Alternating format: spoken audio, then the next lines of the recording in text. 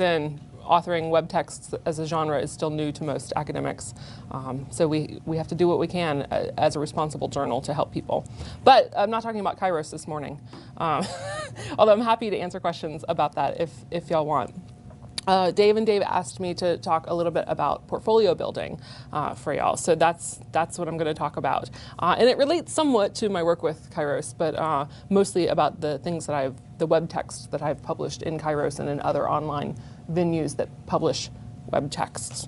And just a quick definition, if you are not familiar with the term web text, Kairos and other scholarly multimedia journals use that term instead of article to call the artifacts that we publish. So a web text is a scholarly artifact that is article heft-ish in its scope, that cannot be printed, that must use the delivery mechanisms of a screen, whether it's links or multimedia or some combination thereof, to convey its academic argument.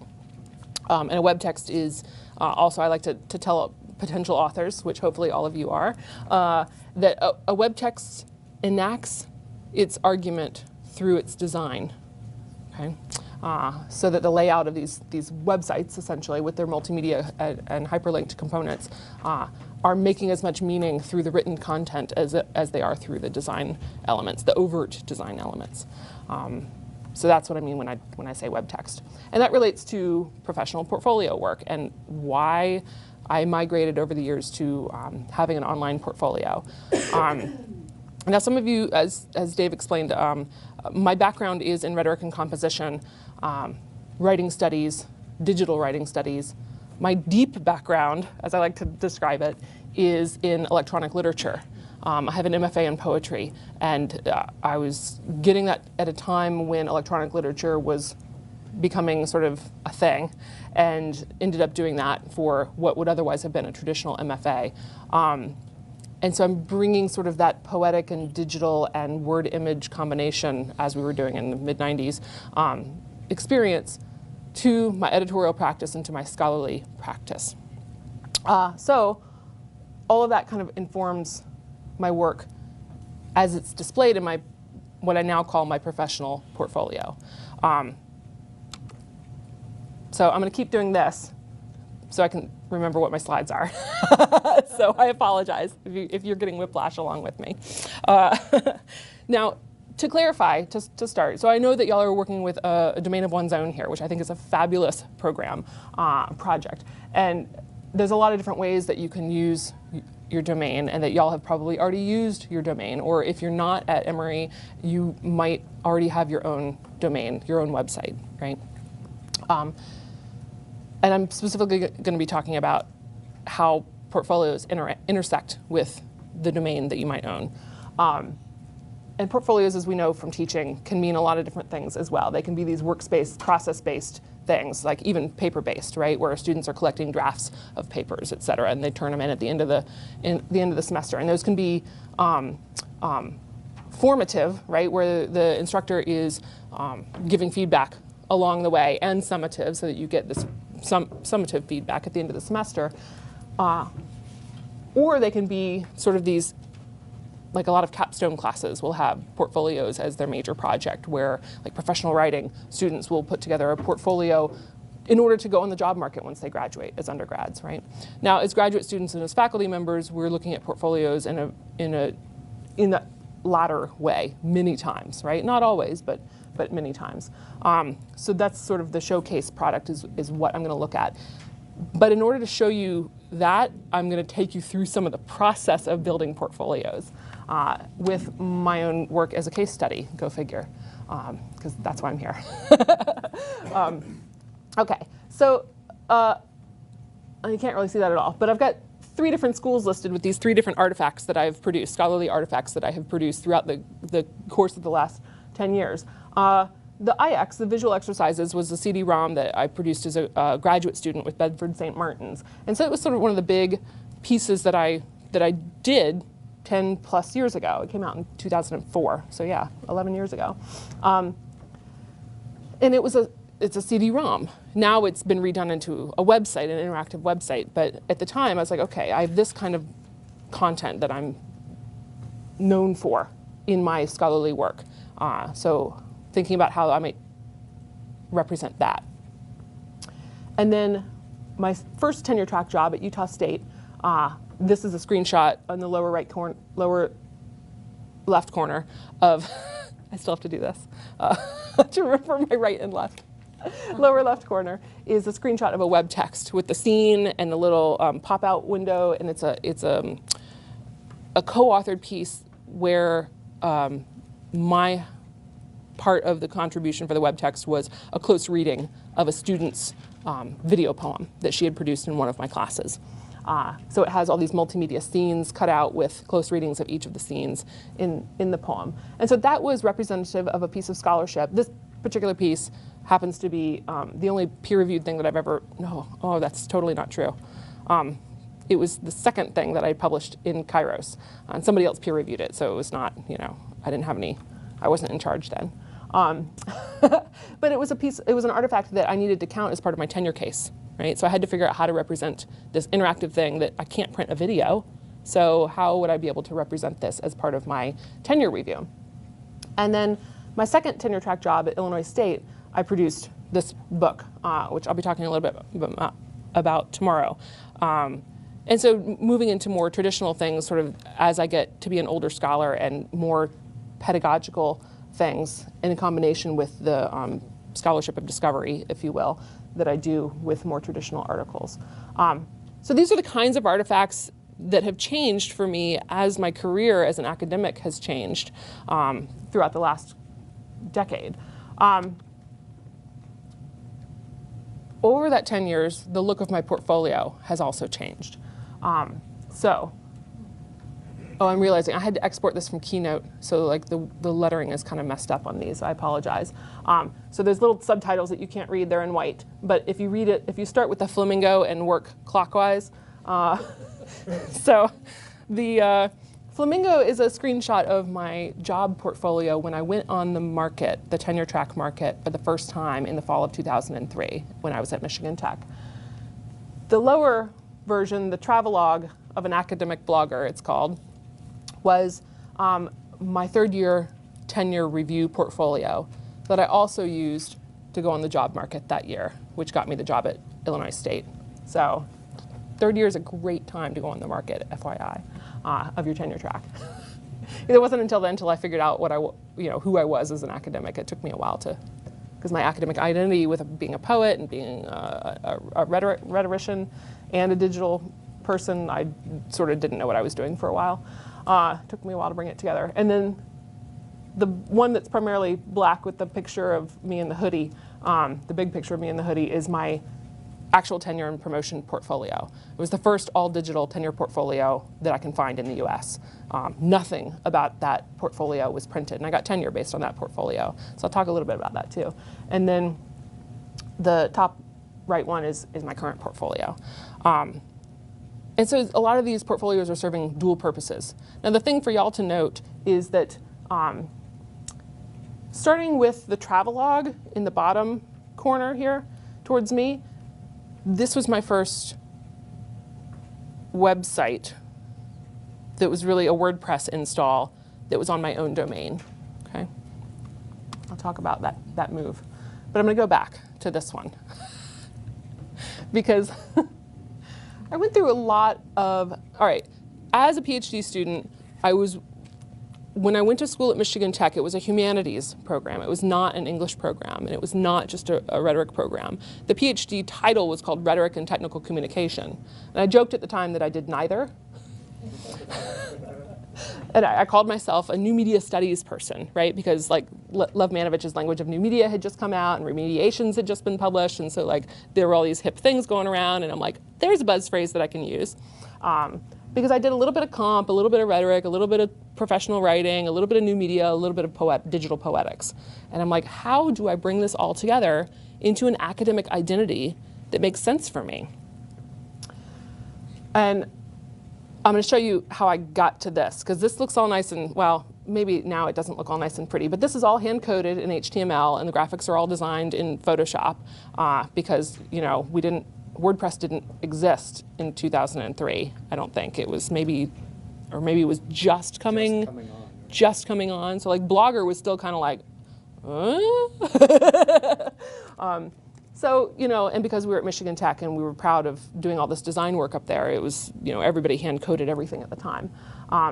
So it's a simple site, but it served its purpose. But here's where I actually started. And it's okay to laugh. Yeah, he's like, what are you doing? So I didn't know that this was where I was going to end up as my job portfolio when I went on the market that year, right? And so in good usability and design fashion, I came up with a bunch of prototypes. And I ended up sending them out to the TechRet listserv, which is my field's major listserv, to get feedback. And I sent like 5 designs out. So this was one of the designs. Because I'm a total goof. And so I thought I had been writing these blogs that weren't blogs. I had been writing this email chain, essentially, to all of my family. When I lived in Michigan, it was the first time I'd lived outside of the state of Virginia in my life. And so I had all this family back home, and so I would send them emails every week and CC like 50 people, right? And then people would email me and say, add me to your email list. And I called them postcards from Houghton, because Houghton, Michigan is where Michigan Tech is. And so I thought I would adapt that name as sort of this familiar personal connection. Because, you know, at the time we were still having debates in the field about, you know, virtual identities and what it meant for us to represent ourselves online. I mean, we still had those debates, but they were more hotly contested in 2003. And I thought, okay, one, I just learned Illustrator, which is a vectors drawing program, right? And so I drew this little flamingo by hand. And a flamingo had been sort of one of my key symbols throughout grad school. You'll see it come up later on in many different forms. And then these little, I called them tiki men, right? But they're like the little pink thumbprints. Those were going to be my main navigational elements that people could mouse over. Because of course the other thing at the time, web design, historically speaking, everybody was into slicing up big images, right? So you'd make a big image of Photoshop and then you'd take it into Fireworks and you'd slice it up into like 100 small images. So you could ram that elephant through the tiny pipeline of a 23 baud modem, right? Okay. Does that make sense to anybody? Okay, good. So this was one of my examples. Yeah, this was another one, because I have this thing about bowling. So like I found out this morning that the Emory, the conference hotel that I'm staying at, has a bowling alley somewhere in it. And I'm like, what? So there's nothing to do in Houghton, Michigan, except drink beer, eat pork products, and bowl. So bowling was a big community engagement thing, right? That's what all the graduate students did. And I thought, oh, I drew this bowling. I was very proud of my Illustrator skills at this point, right? It was just, they're terrible. But I drew all of this in Illustrator. And I thought each bowling ball could represent a different navigational element, my CV, my teaching, my research, whatever. Okay, so that's another one. And I thought, oh, I need something more a little homey, right? Something that really connects me, that has some depth to it. So then I scanned this old photograph of me and my 2 sisters. And I said, okay, that's another option. My sisters would probably kill me if they thought I knew that. And then this was really, truly one of my favorites.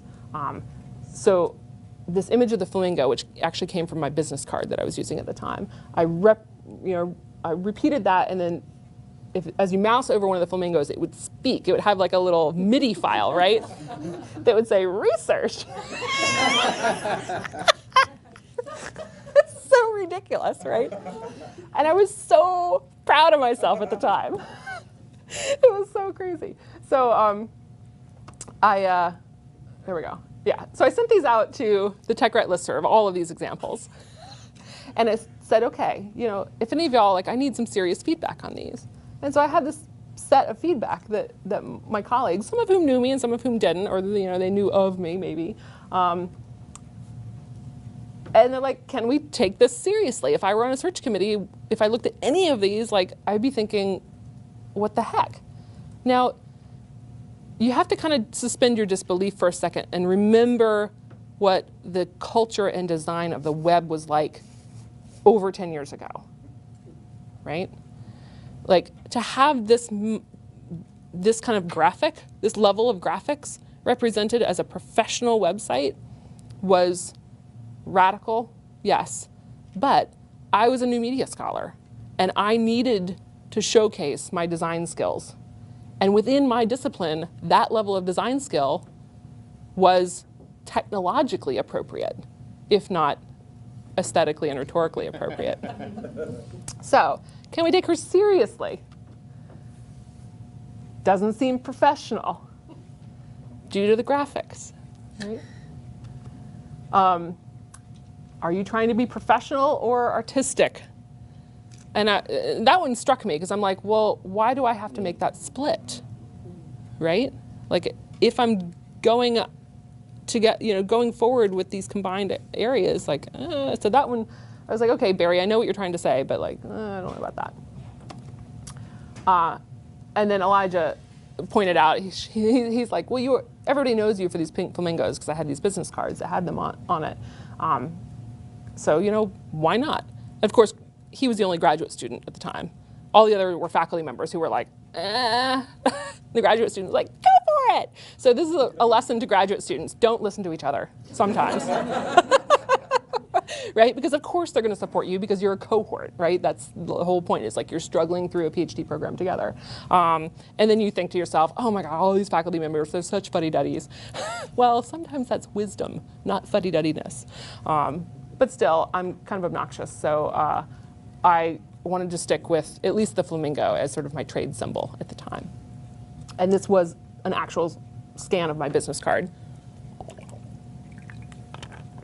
So you can see it's already a little unusual, right? And I just needed to continue that. So from this feedback that I got from the tech rat list, I came up with a bunch of different examples. And I thought, oh, the coffee stain, right? Because that's not a cliche. And the handwriting, which would bring me closer, give a better sense of immediacy for readers and a personality. And then I realized, okay, maybe that's overkill. And the palm tree sticker, that had to go. But the smiley face, so another little touch of something, I don't know what. And then another example. And so Marilyn Cooper, God bless her, said, I guess you don't want to work anywhere that doesn't have a sense of humor. And I'm sure she meant that probably as an insult, or just as knowing Marilyn, not as an insult, but as just a matter of fact, like, okay, Cheryl, you're limiting your job opportunities. But she said it like this, which was much more kind, I thought, and allowed me to come to the realization that, indeed, yes, I did want to limit my job opportunities because I didn't want to go work at a school that wasn't going to allow me to blossom as the young, developing academic that I thought I was, right? Now, keep in mind, again, 2003, the context of the humanities job market at the time was radically different than it is right now. For all sorts of humanities disciplines. You were just starting to see the rise of, now when I was an MFA, one of the reasons I went to get my PhD was because I knew that I would never get a full-time job teaching creative writing. I was really a mediocre poet at best, okay?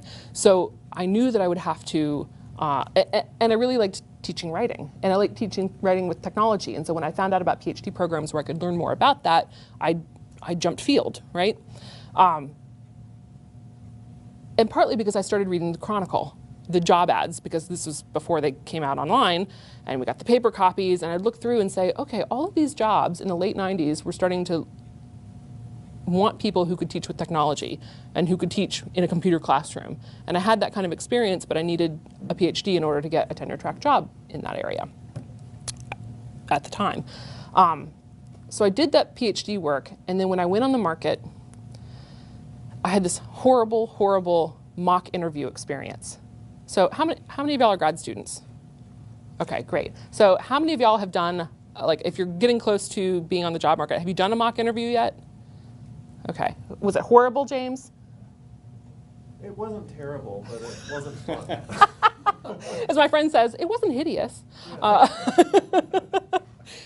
My mock interview experience was the most embarrassing moment of my life. Like, I've done theater, I make a fool out of myself on a regular basis, on purpose and on accident, but my mock interview, where I had committee members, again, across the humanities, asking me, like, okay, Cheryl, you're applying for this particular type of job ad. Like, you've sent us this job that's sort of a professional communication job or a tech comm job. What kind of research do you do that positions yourself within this work? And like, I couldn't answer that question because I wasn't a tech comm person at the time. I was straddling all these different fields. And so I just walked out of there mortified because they had gone right to the heart of the matter of imposter syndrome and academic identity problems that all graduate students face usually, particularly when you're working in interdisciplinary fields. And I was just like, oh, I have got to figure out what I'm doing. So in the job ads that year, there were, I applied for like 20 jobs. I did a small search because I went out a year early, which I don't recommend. And I applied for all of these sort of ret comp tech comm jobs where teaching with technology was a big part of them, because at the time the job ads didn't differentiate between those two fields within writing studies. Now they do. But there were two job ads that the titles were, assistant professor in computers and writing. And I'm like, ding, ding, ding, ding. That's me, right? Like, I'm a new media studies person, but there's no new media studies jobs. 3 years later, when I went out again, there were 8 new media studies jobs in the title. And I got interviews for all of those, right? MLA interviews. So like, all of a sudden your academic identity starts shifting. But all of that, starting with that mock interview that I had, sort of came together with this portfolio, which I'll get to eventually. Oh yeah. And then Ann Wysocki was my advisor. She was like, a little new media goes a long way, Cheryl. And in 2003, that's, as well as now, that's still the case, right? So I had to back off a little bit and figure out how my portfolio would be a key piece in telling my story and showing what my academic identity was. So that's how I ended up with this. I kept the flamingo because I wanted a little bit of that fun. I wanted a little bit of that sense of humor that Marilyn was ribbing me about, right? But I also wanted to keep in Ann, Wysocki, who's incredibly well respected in this area. A little new media goes a long way. So I had the pink because I like pink. And then I was like, okay, and then I had these very traditional sort of categories and this very traditional, at the time, design. Now, I got to Utah State. Y'all can interrupt me if you have questions, by the way. Okay. I got to Utah State, and so when I was at Michigan Tech, by the way, well, the URL is wrong because I've migrated it all over since, but it was on a tilde account, right? So I had to move it at some point. And so I got to Utah State where I had another tilde account, and so this is what I put up, which had literally nothing behind it because all of the classes that we taught there used a homegrown content management system that was behind a firewall. So now all of a sudden all of my courses were no longer open, which was weird because I built a website, like not WordPress, right? Because we weren't using that at the time, but like I built handmade HTML pages for every single one of the courses that I taught, including forms, and like I knew how to do all this crap that I can't do anymore. But I had my Vita up there and I had a couple other things listed, but I photoshopped this picture because I decided, okay, I'm maybe done with the flamingo. Like maybe it's time to grow up a little bit, but not a lot, as you can see from this photo. Oh, and I got one of the computers and writing jobs, of course, because like actually those were the two positions that I got offers from, the two CNW jobs, because that's where my academic identity was like, boom, there it is, right? It's people who tell you to, okay, I'm gonna say something and this is gonna be bad advice for some of you. People who tell you to apply for like every single job that's out there in your discipline are crazy, because there's only certain jobs that you're gonna be fit for, right? And there might be, okay, if you're in a field that only has 10 job openings every year, if you're lucky, then yeah, apply to all 10, right? But if you're in a job where there's 80 or 90, which is getting rarer and rarer even for writing studies, you don't need to apply to all 80 and 90 because you're not fit for all of those, right? So where are your strengths best met, and how can you focus all of your materials and your own work towards those? Okay, anyways. So I have this website, right? And again, it's on a Tilda account. And I'm like, okay, I need to, one, I started thinking about going on the market. Utah was beautiful, as you can see. This was one of the vistas that I saw driving to work every day. Gorgeous place. But the program wasn't quite going in the direction that I was interested in going in. So I'm like, maybe I'll go on the market again, see where I end up. But if I keep moving, and I'm going to have to keep moving my website, this is getting ridiculous. I need to buy ceball.com. Because there's another Cheryl Ball out there there's two of them. One of them is like a real estate agent in South Carolina, and one of them is a children's book author somewhere else in the South. I'm like, damn it. So I went with CE Ball for good or ill. And then I installed my first blog in 2006 and created my third year tenure portfolio as a WordPress install. And then also subsequently used that as my job market portfolio going out that year. And I'm going to talk a little bit more about how I structured that when I actually moved to my next job, which was Illinois State. But a lot of people ask me along the way, why put all this effort into designing all of your work, right, for this portfolio presentation? And I mean, I think I've explained some of that to y'all, but I'm going to play you this short little snippet of this video. Because what happened was I got to Illinois State, so it was my second tenure track job. I brought the 3 years in with me from Utah State. I told the dean when I was on campus interviewing, I said, because I'm stubborn and precocious, I said, look, I want to go up for tenure using an all-digital portfolio because half of my work can't be printed, right? More than half of my work at the time. And this is something that I think that we should all be working towards, and think of all the trees that it will save, and think of the access that it will give tenure readers, et cetera. And then I got hired. They were like, sure, whatever, digital work, we don't care. But then it came the crunch to actually put the tenure portfolio together. And I had 3 years to convince the new dean, because of course that dean had left, that I could do this tenure portfolio. And my department chair, she was like, yeah, it's fine. It's going to be fine. And I'm like, I said, but Joan, nobody's told me that it's fine, right? The tenure guidelines do not yet say that I can use an all digital tenure portfolio. And how many of y'all are tenure line? Okay. So like, unless you're tenured yet, the prospect of tenure can rip you apart, right? Psychologically. Like, it's the most stressful thing that I've ever lived through in my life. Yeah, besides the mock interview. I'm not hyperbolizing. I'm not hyperbolizing here. So I freaked out. And I'm like, I need to make this movie to show the deans why I need to make this digital portfolio. Okay. So I'm going to show you a little bit of it. It's 7 minutes. I'm not going to show you the whole thing. Oh, it's not in there. It's somewhere else. It's here.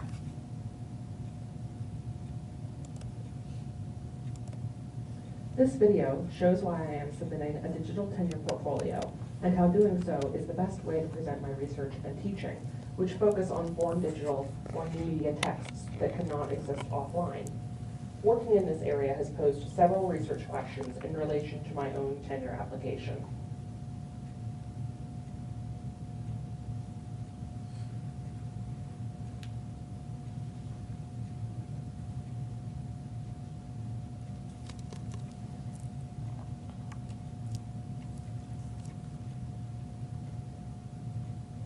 In 2006, I began building a digital tenure portfolio using a blog, since many of my research and teaching activities could not be represented on CD or in print formats. I have gone through 7 blog templates since then, each of which I redesigned to suit my tenure needs. In preparation for tenure at ISU, I migrated to a red blog with apples to invoke my professional identity, but the design was too country, so I tweaked it and added Reggie the Redbird, which scared outside readers who asked, "Where is Cheryl in this design?" In my field, website design is a representation of personal or academic identity. For me, those identities are tightly merged, so I wanted something a little more me, which meant a little more pink. I wanted to choose between black with pink or pink with black, and I went with the more conventional design since a tenure portfolio is not expected to be designed at all, let alone with pink flair. For the rest of this introduction, I'm going to focus on evaluation and... I'm not going into that right now. You can come to the talk tomorrow to learn more about evaluation stuff. Okay, so is this the right one? Yeah. So yeah, at ISU the colors were red and white, right? And so like thus the apples, thus the Reggie the Redbird, and that portfolio didn't actually go to my tenure external reviewers, but I did another collaborative feedback process where I sent that one out to a couple of faculty members, some of whom had given me feedback on the other portfolio, 3, 4, 5 years before that. And they were like, Reggie, they're like, get rid of that, Cheryl. And again, like by this point in your career, you have developed a certain personality that people know about you. And that carries a certain capital, right? Alongside, like, if I were a slacker researcher and I didn't have the pubs to back up doing this kind of design work, then that would also be another question, right? That would be legitimately or illegitimately raised among tenure readers, right? What gives her the right, sort of thing, right? And I waylaid those fears by ending up designing the portfolio in such a way that all of the entries that you see along the sidebar, the headers there match exactly the headers from the print-based tenure portfolio application, right? So they use, where is it? Non-refereed articles, right? So, or peer-reviewed articles. At one point I did call this refereed because that's the term that they use in the hard sciences, and so that was on our portfolio. And they broke presentations into major speeches or interviews and grants into internal and external, right? Textbooks projects, which they counted the same as books at Illinois State, which was nice. Teaching, sorry, is cut off down here. And then the sort of 5 major documents that needed to go along with the tenure case. The introduction and about this portfolio included reading instructions, 10 pages, in fact, of how to read this thing. Because I realized the day before that I submitted this URL for my tenure case that there's some things that people might have to download, like a PDF. And there were faculty members in my department who didn't know how to right-click. Yeah.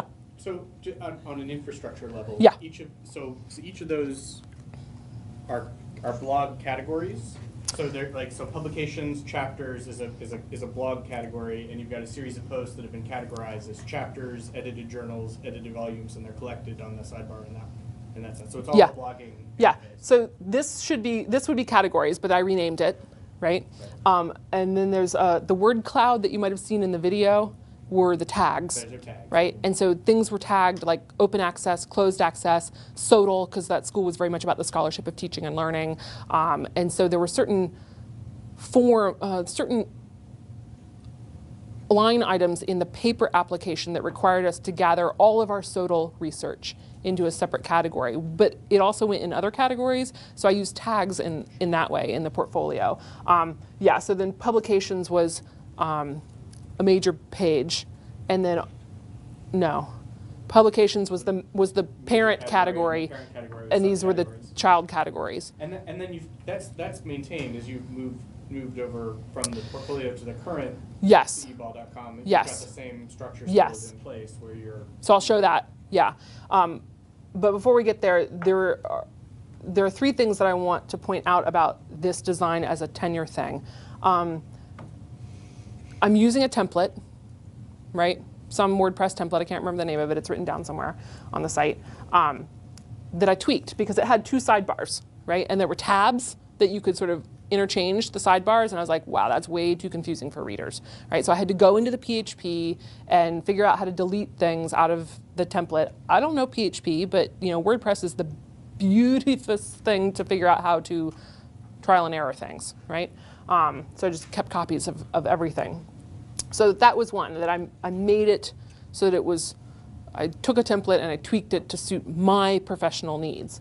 The second thing is I put the numbers next to the categories, which you can do in most WordPress templates these days. That was, as a humanities person, I didn't want to number my scholarship because it's not about quantity, right? It's about quality, because that's why we're humanists, right?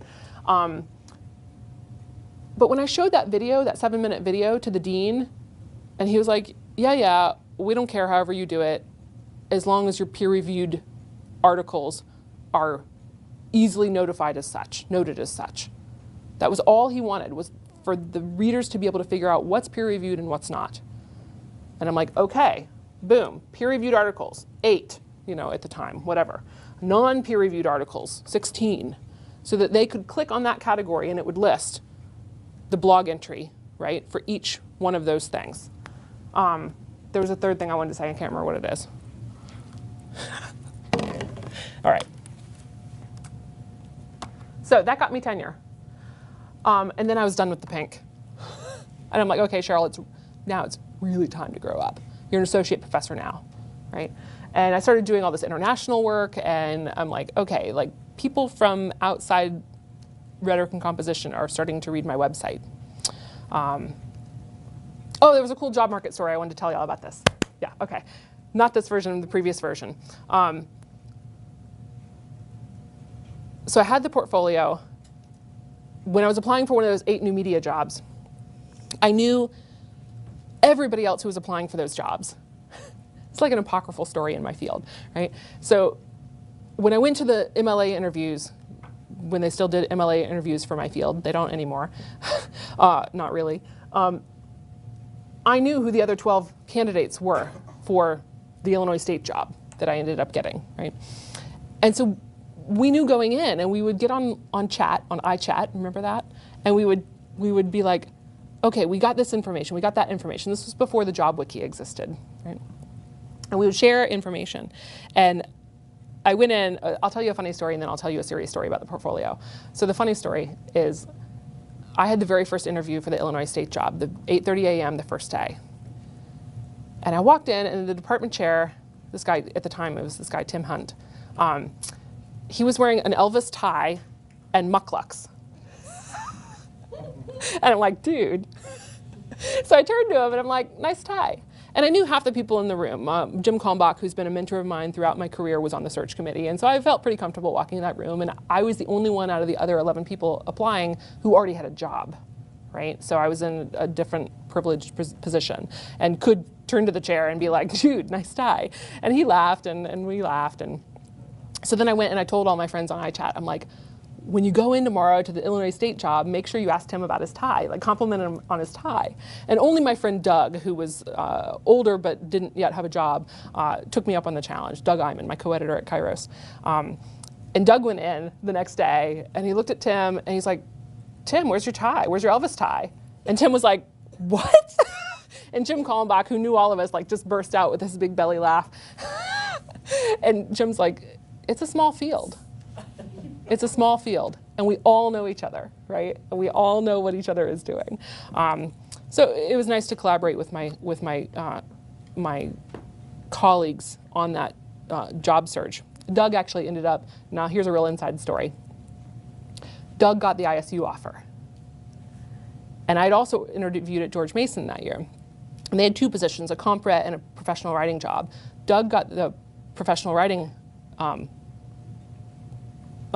job.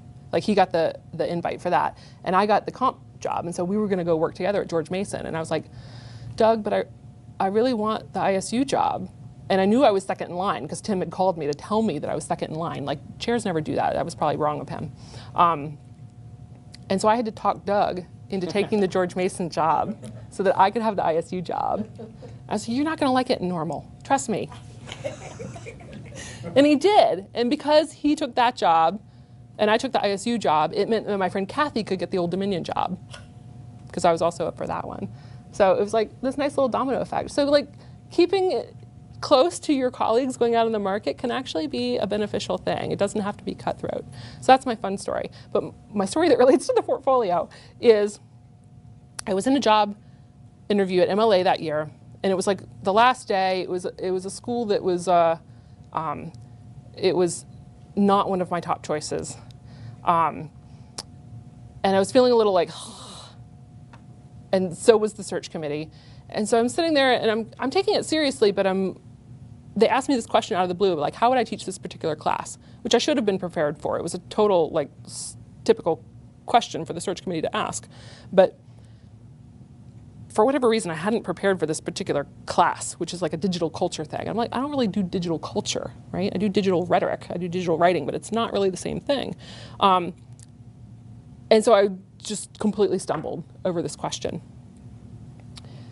And so the search committee chair looks at me, kindly, leads me through this question, and says, well,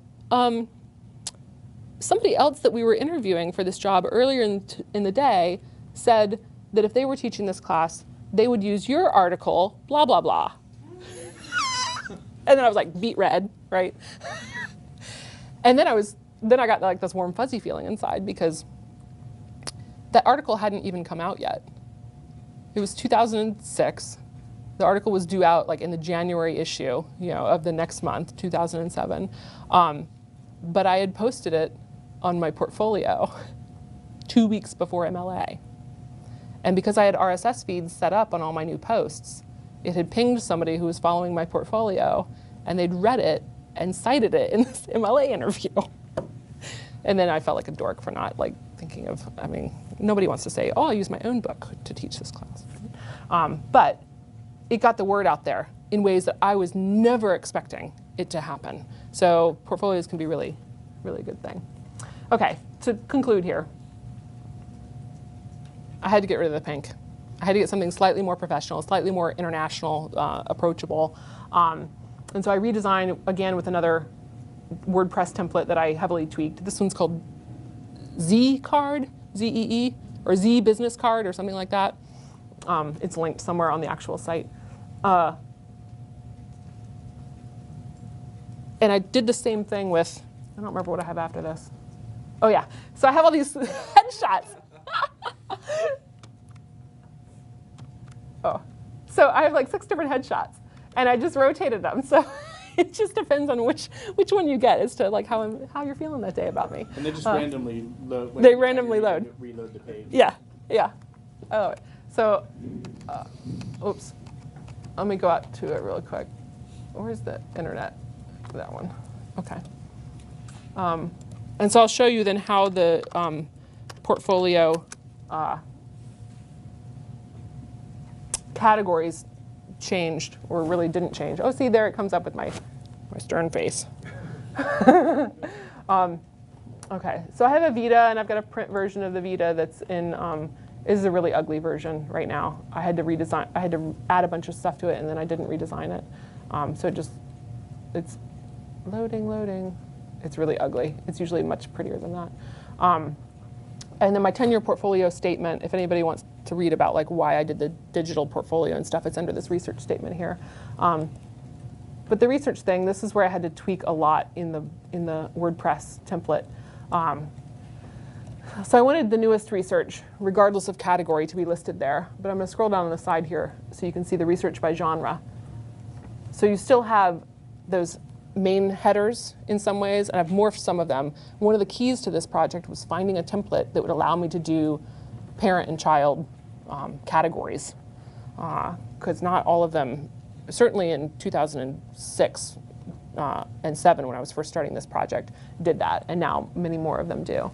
And I had to change what categories appeared here and in what order they appeared from the template. And then each, okay, so like this is this Mellon grant that I just got, right? And so this is what every page looks like. It's done as a blog post. This one's nice. It's got the date. So I try to put the date of acceptance or the date of publication. Sometimes I backdate them, and sometimes I just don't worry about it if it's like a grant that has sort of this amorphous timeline. And this is the category. And then I put a full APA style citation because my discipline uses APA. And then an abstract about what it is, and then I link to whatever it is. I used to, in the tenure version, embed it, so I would like upload everything described and then embed the actual picture so it had a more visual component.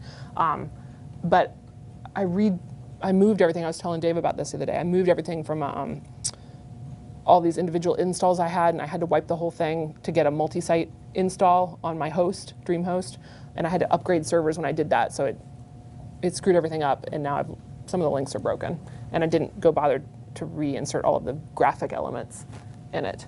And then, yeah, tags. So like I have unfunded grants listed in my portfolio as well, because that's important to some disciplines. And then what's the comment? Oh, it's a trackback. Well, that's nice.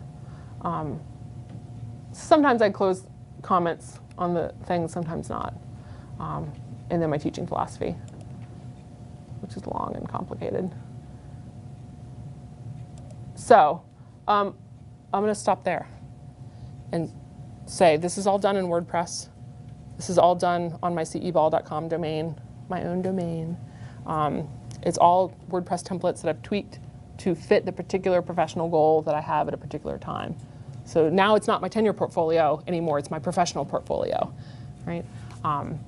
And yet again, I'm at a new university, West Virginia. So if I'd still stuck with a tilde, God, I would have been screwed. All those times I would have had to move that stuff, right? And lose stuff, forget it, forget it. I mean, y'all are so lucky to have the one domain project here, so you can start building now, particularly for you graduate students. Start building now, and then you'll have that domain the rest of your professional life, potentially. Yeah.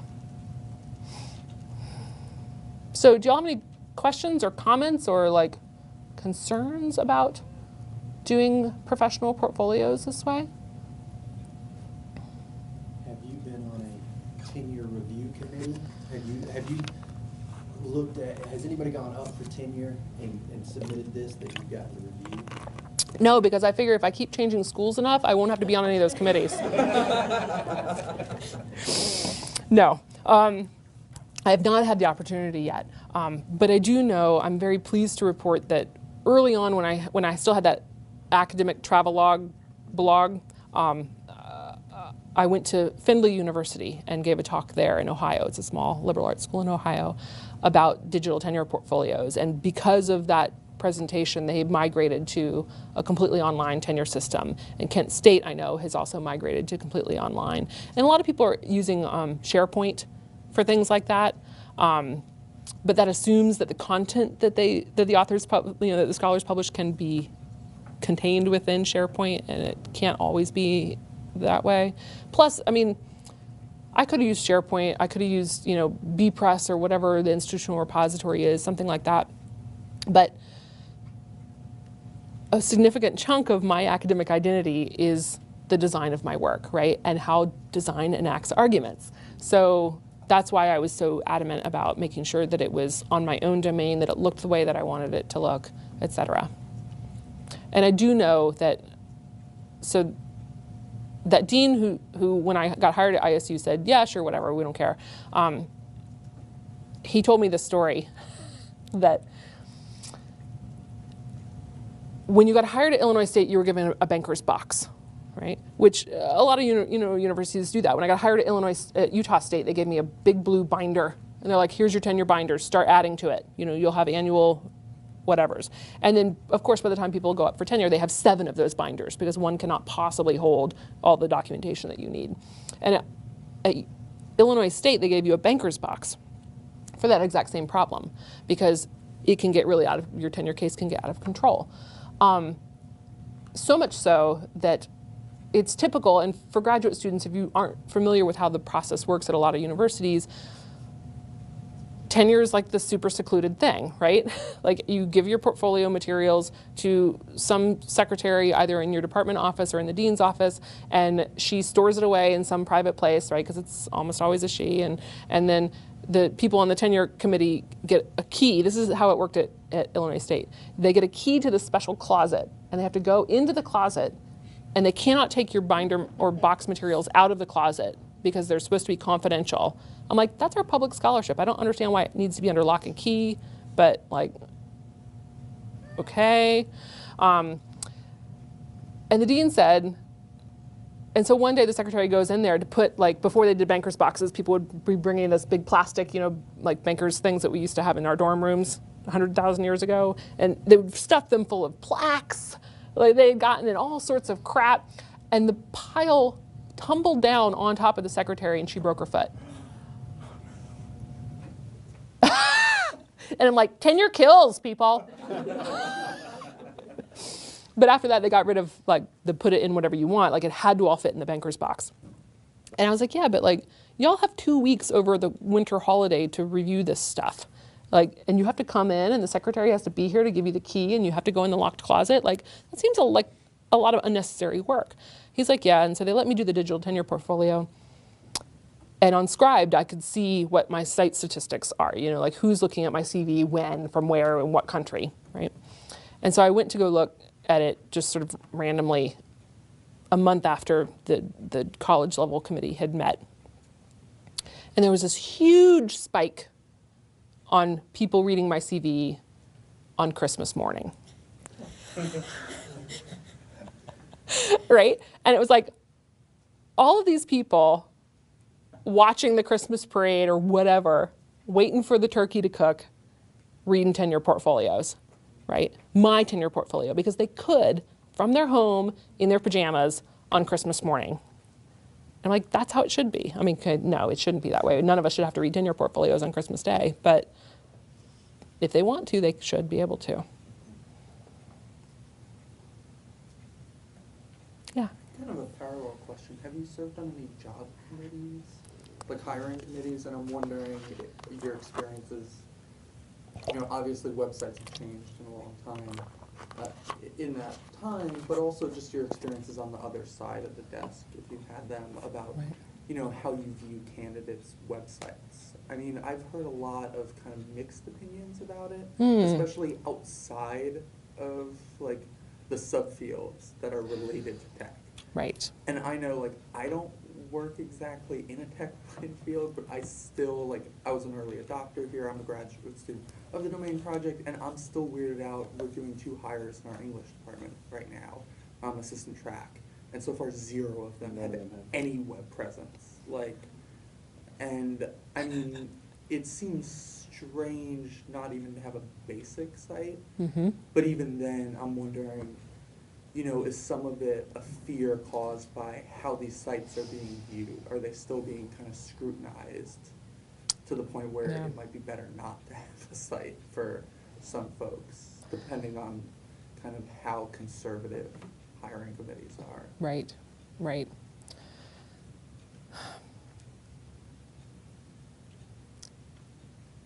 It is definitely discipline specific, right? But it's also 2015.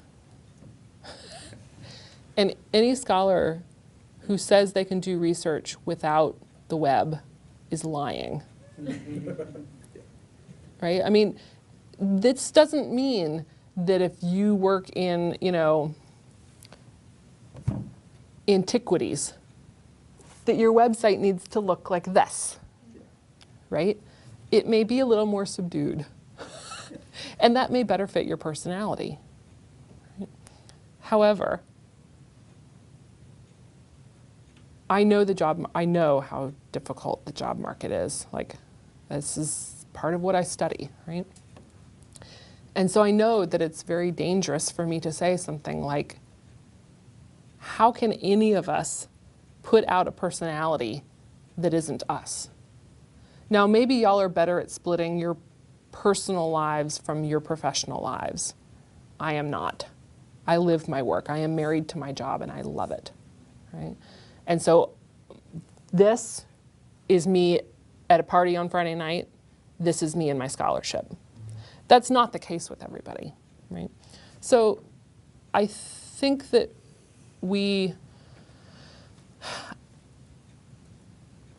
I've been lucky that in the search committees that I've participated in, they're a generous group of scholars.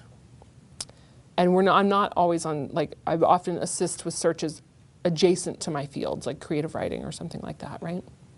Where if they're going to provide a URL, then I'm going to go look at it. That's the first thing I'm going to do. But of course, I'm not the committee member who's making the ultimate decision, right? It's a team effort.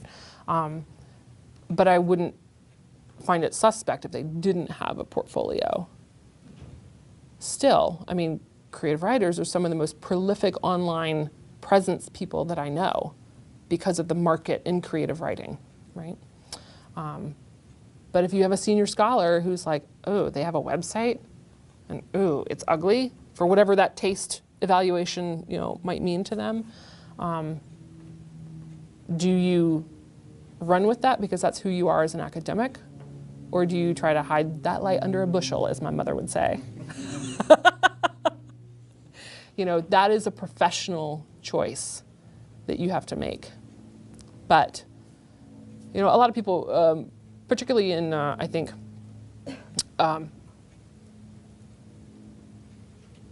particularly in literary and cultural studies fields, scholars are under the false impression, that we do research in our offices and no one else is involved, right? The single genius model. And that if we put anything out there, even our in-progress work, that it will be stolen. And it's just, yeah, people plagiarize occasionally, but it's just not true, right?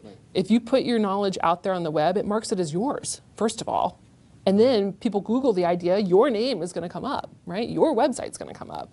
So that's already copywriting, really, unless you put another form of copyright, Creative Commons or copyleft information on your website, which you can do because you own that work, So I think sometimes pushing the boundaries helps senior scholars learn, but there's a way to do it that isn't in their face, right? It's not my postcard from Houghton with the hand-drawn flamingos on it. A little goes a long way. Yeah. That was a question I've been kind of worried about. Do you publish your whole articles on your website that are not yet published? Yes. Wow. Because, that's a worry. Well, you know how long it takes to get things published, Yeah. right? I've written pieces for edited collections, which I don't do anymore unless I really trust the editors, because it can take 5 years for them to come out. Yeah. And I'm like, I've got other stuff to move on to, and I want people to know what I have to say in this particular field. If it's been accepted for publication, then I'm going to put the preprint on my website. And I mark it, at the top, and I say, look, this is, forthcoming in, and I've put the full citation. That I would feel safe with, if it's already on the way. Mm-hmm. But you mean like your drafts of stuff? Stuff that's finished and ready, but, Mm-hmm. you're not publishing it. Right. Now. Well, the other thing that I like to think about for scholars who aren't working in my work in electronic publishing and digital media is rather specific, right? There's... No one else really does exactly what you do, so. Right? But in some ways, all of us can say that, right? I talk to scientists about releasing their data sets, right? I'm working on this academic publishing platform where people will be able to publish print-like things or multimedia things or data sets. And people get really freaky when you start talking about data sets because they're like, well, that belongs to me. And I'm like, but you can't possibly answer all of the research questions that data set could answer in your lifetime.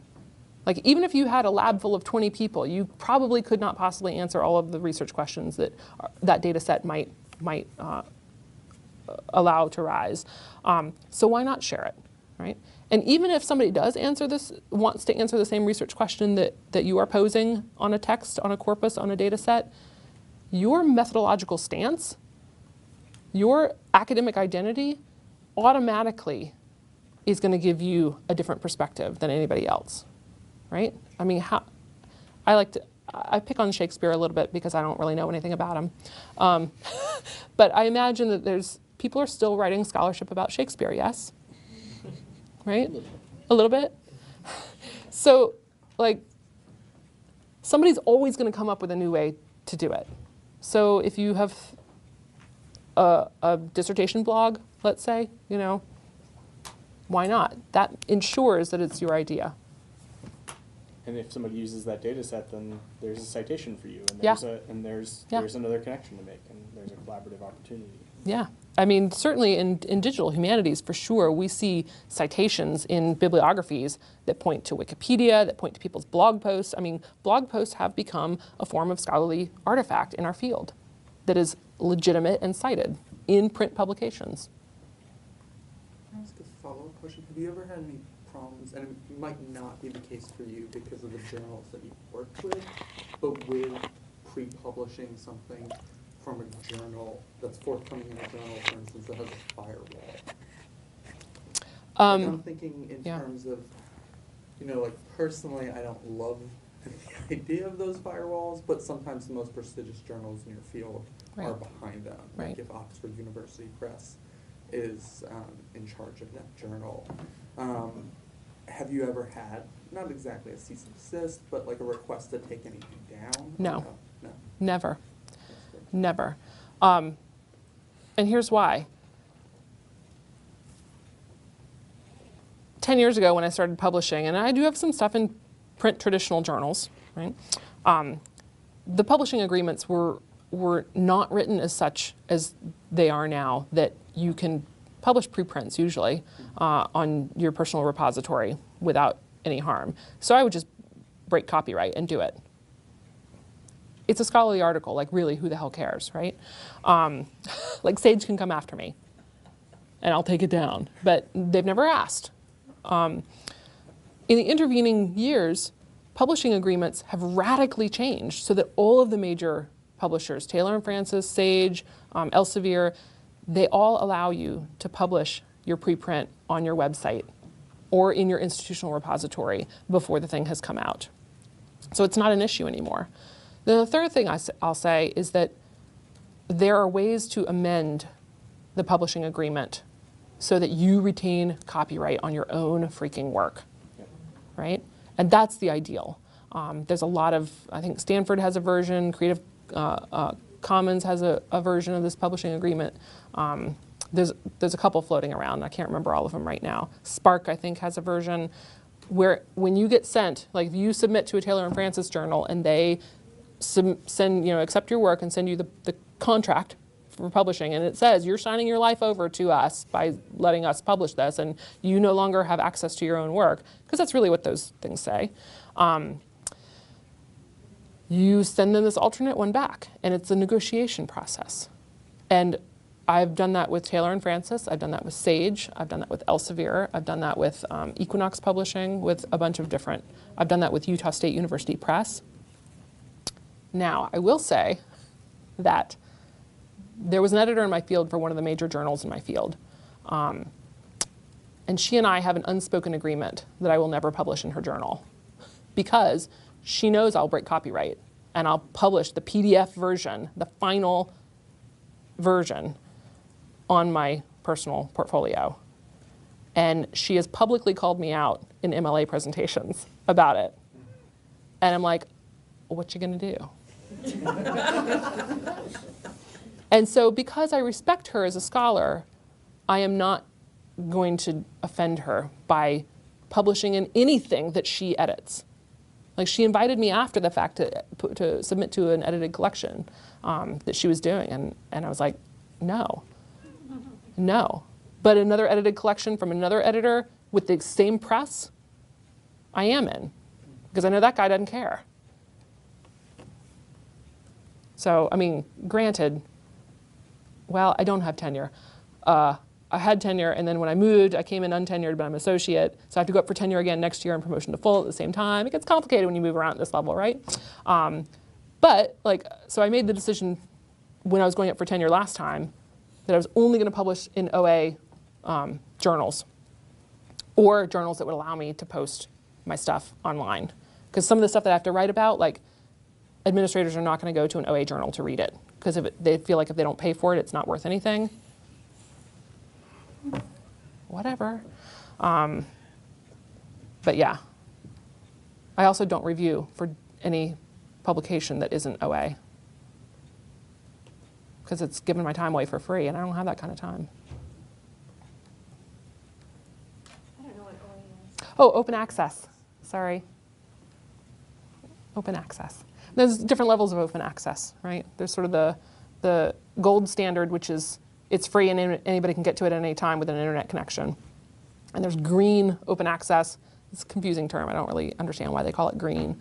And usually that's some form of embargoing that's happened. So it's a closed access journal, a print journal, that allows you to, that makes your journal article open access after like a period of 6 months or a year. And then there's what I call closed access journals, which are print journals that are behind firewalls. There's some like paid for open access. There's some journals. Yeah, those are hideous. Don't do that. Yeah, I know. But I've noticed some of that Yeah. being talked about where they ask you basically for $500 Yeah. to allow anyone to read your article, which is Yeah. ridiculous. Just don't do it. Just put it on your website. Put it on your portfolio for free. And then say pocket that $500. Like any humanities scholar has $500 hanging around. I've seen some stuff about, I think Harvard and some other universities that followed their suit that just saying as a matter of practice, faculty, when you publish, you have to at least ask for Yeah. the rights to your, and it's okay, if they won't negotiate it, you can decide what to do. But, Yeah. but even just that shift, just to require that they ask to retain the rights Yeah. is a big step, because it's a way to educate the faculty about what they can do. Yeah, exactly. And usually they're gonna allow you to maintain those. Right, right. And if not, like, Harvard has the institutional repository that you can upload the preprint to, and that counts. I work with the Council of Editors of Learned Journals, and the issue of preprints and what's published and when things are published. And people think that just because you put something on the web, it's published. And I'm like, I'm sorry, do you have a PhD? Is this, like, as a scholar who works within these, does that make any sense to you? What about the value added of editorial process and peer review, right? It's not published till it goes through those processes, right? If we're talking about traditional publishing. Yeah, so I find that suspect in all sorts of ways. Oh, so, I do a lot of work in Norway still. And most of the Scandinavian countries now have a government mandate that all journals must publish open access by 2017. Great. Yeah. So, like, you cannot, of course, it's Norway and it's social democracy, right? And so there's always these strict regulations on, like, who can start a journal and how. And there's a funding body and the research body that gives them money and blah, blah, blah. And so you cannot start a journal now in the country of Norway unless it is open access. And they're all using open journal systems, which is a total hot mess. That's another conversation, though. Could you talk a little bit about managing the research section of your site now? And so, like, looking at it, it looks like, so it's built still on that structure that you showed from your tenure portfolio. These are each blog posts. They're categorized. Mm-hmm. What does it look like for you to keep track of your work this way? Is it like, this looks to me as somebody who comes from a blogging tradition and who lives in WordPress on a day-to-day basis nowadays, like, this makes so much sense to me. But whereas, like, I'm terrible at updating my CV. Absolutely terrible. Oh, yeah. A year or two will go by and somebody asks for a CV and I'm like, oh shit, now I have to spend 3 days going through my calendar trying to remember all the things that should be on my CV. Right. Whereas, like, this kind of a blogging structure just makes so much sense to me. But Yeah. I'm curious what it feels like to you as a site to keep updated. Yeah, I mean, it's sometimes I forget, and sometimes I remember, and usually me remembering is involved with somebody wants my notes, right? Or somebody wants to cite it, or somebody heard me present it somewhere and they want to follow up somehow. And I'm like, oh yeah, I gotta upload that. And so then I do it, and I have this template, and everybody, I follow it for all of them. So citation, abstract, supplemental materials. That one doesn't have supplemental materials. Oh, because it's linked. It's an online article. And so I just spend 3 minutes updating it and tracking it down, and yeah. So it's not time consuming at all, but still updating my CV is time consuming because those two things aren't connected yet. at some point in the near future, I hope that everything will be connected and with our institutional repositories, so we just have to hit a button and it downloads a report, and then that's our CV, Right. right? But I also like to design my CV. Build that plugin. I thought the Center for History of New Media was doing it, but I don't know that it actually does that yet. That would be a good plugin. Yeah, it would. Yeah. But then to get, schools, institutions to adopt it, again, if they don't have to pay $20,000 for it, we don't know that it's going to work. But it's free, and it's easy to use. It can't be that good if it's free. Right. Can I go back to blogging and ask a question? Yeah. My question is, what's your general take on putting unpolished work on your blog if you're then going to allow people to go look at it to get to know you as a professional?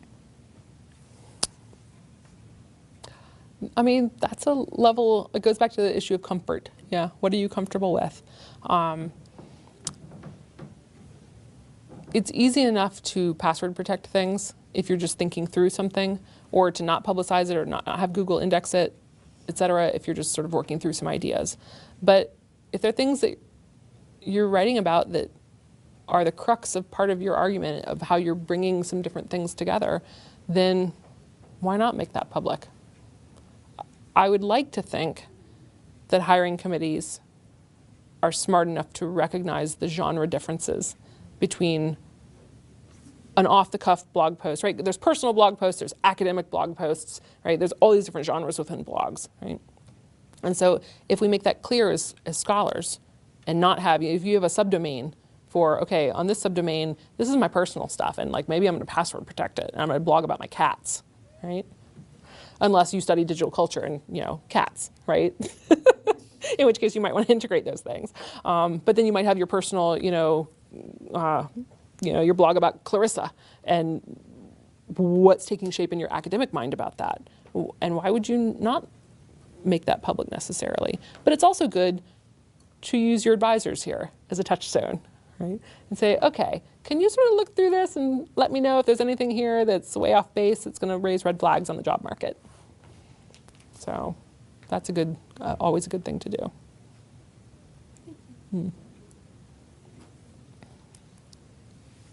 Yeah. And as someone who's tomorrow turning in a third year pre-tenure review and killed lots of trees putting it together, one of my concerns about my digital pieces, and I printed out my Kairos web text and it really broke my heart, is that no one's going to actually go and read it. And I think part of my concern is that if it's kind of a hybrid, like if I print some stuff but then have a page with just a link, it feels like not the same. And Exactly. So in some ways I think full digital is maybe better way to go. And I love the how-to instruction, like how to read this, and I think that would really help too. But I mean, did you get a sense that people actually went to the site and read pieces, For mine, yeah. but they had to. Yeah. Because I gave them no paper choice for those exact reasons. Yeah. Because, who's going to bother to type in a URL? Right. Yeah. Could you see the pieces that they were reading and how long they were? Like, did they just click on a page and spend 2 seconds and then jump to the next page? No, because at the time WordPress didn't have that kind of analytics. So you didn't have Yeah. Google Analytics to see how long they spent. That'd be interesting. Yeah, that would be interesting. It probably would have freaked them out, though, if I had suggested that was there, particularly because Illinois has this ethics test that they make all state employees take every year, and it's timed, but it's not timed in the way you might think. If you spend too short amount of time on it, it will fail you. Because you obviously haven't actually read. Right. But it's written in such a way that it's it's the perfect thing to skim. And you're like, oh yeah, I know this case study. I know blah, blah, blah, right? And so I stopped taking it. And you're supposed to get fired or something if you don't take it. And I'm like, Rod Blagojevich was our governor. Give me a break, right? We have 3 governors in prison. I'm not taking this ethics test. But then I would just do something else while I was, and I would just so because if you tell people that you're recording how long they're watching things, especially in Illinois, people get really freaked out. So there's a little back history there. So I hope that they read your stuff, Ashley. I mean, Well, that's, I ended up printing out web texts, you Yeah. know, because I don't believe that they, Yeah. some people. so another apocryphal story in writing studies, and I found that the same is true in DH. Both Daniel Anderson, who's a big new media guy in computers and writing, and Ray Siemens, who runs some maker lab, I can't remember the name of it, at University of Victoria, both of them were required to print out their digital projects for their tenure cases. And in Daniel's case, this was over 10 years ago, right? So pretty early on in a forerunner. In both cases, they printed out all the code. Exactly, right? And so they're like, here's one web text, because they coded all that, right? And it's like, all right, if you really want to see what I'm talking about, good luck. And they both got tenure, so. It's a little thumb. Yeah, pretty much. That's great. Yeah, I would totally have done that if they made me do it. Or like figured out how to break into the codec of the videos so you can get what the string of characters looks like, right? That's going to be 7,000 pages long, and be like, here's half of one article, the stack of papers that you now have to read through. I probably would have gotten fired. I mean, Although have to read through, but you couldn't. you couldn't read it. You couldn't yeah. read it. So they would have been like, this is gibberish, and we're not going to tenure you, Just be gibberish. right? But I would have made an argument. I mean, that's part of what my tenure letter is about making the argument for why these things need to be read in the medium that they're read in. And MLA has guidelines on that, and 4Cs has had guidelines on that for 20 years, right? So if people are not reading stuff in the medium that it was meant to be read in, they are breaking the law, right? No, I mean, they're doing everyone a scholarly disservice. And particularly when the onus is on the junior scholar who's doing the work that they were hired to do, to ask you to do that double work, right? To either print it out or, yeah, your digital work is great, but unless you're writing peer-reviewed articles on it, it's not going to count, right? Essentially treating a giant DH project as a data set that doesn't get credit anywhere, which happens all the time. We all know that happens.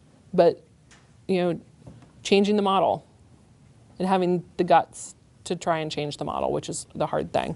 And not everybody's in a position to be able to do that. Like, I'm an editor, so if I get fired from my job, I can hopefully get a job as an editor somewhere. So it's good to have skills.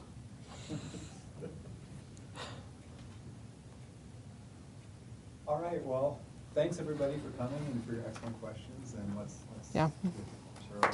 Thank you. Thanks.